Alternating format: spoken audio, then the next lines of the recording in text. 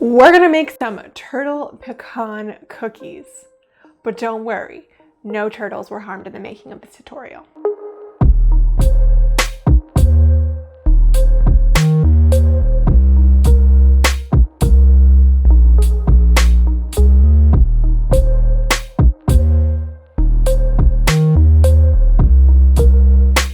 I love turtle candies because who wouldn't love chocolate, caramel, and pecans? They're absolutely amazing, but where did they get that name? Like, who would call them turtles? That's odd. Well, let me tell ya. The Johnson's Candy Company in 1918 came up with their Turtles brand candy. And basically they took caramels, put some pecans on them, and then doused the whole thing in chocolate, and they realized that it just looked like a turtle. So that's how they came up with the name. It's genius. But we're not making those. We're gonna make cookies. It's a shortbread style cookie with pecans in it. We're gonna make a thumbprint using our thumbs. Both, if you really feel like it.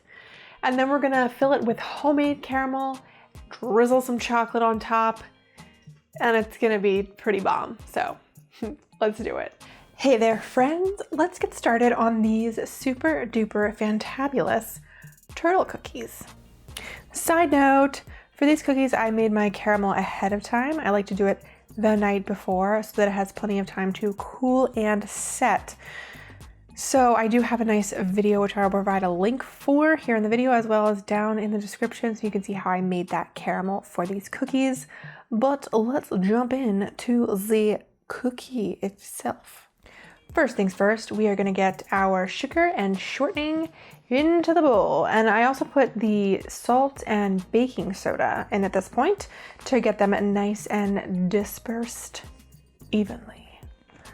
So let's cream that for about 2 minutes on medium speed. It's gonna get really pale in color, almost white. And I like to give my bowl a little scrape-a-do. And put my applesauce and vanilla extract in. And I'm just mixing it until it's well combined. And you can add in the all-purpose flour and chopped pecans. Now I will tell you, the larger your pecan pieces are, the harder it is going to be to form the thumbprint cookies. So, you know, give them a pretty small chop, no giant pieces in the cookies. Once those dry ingredients are fully mixed in, I like to pop on my oven to 325 degrees Fahrenheit, grab my cookie tray and my nonstick baking mat. You can also use parchment here. You just want to make sure that you have something protecting your cookies from the surface of the cookie tray so we don't have any stickage. So I like to scoop them all out, roll them into a ball, flatten them out slightly into a disc. Make sure that you're putting them directly on the cookie sheet where they're going to be. You don't want to have to move these around after you form them because they might break. So put them where you want them to be, flatten them into a little disc, and then just push down in the center. If the edges start to crack, just gently nudge them back together with your fingertips, and you know, just as long as there's an indent in the center, you should be good to go. These are going to go into the preheated oven, and I bake mine for exactly 8 minutes at that 325 mark, and they come out perfect. Once your cookies are completely cool, it is time to add the caramel. Mine is already set up and cooled down and perfectly luxurious.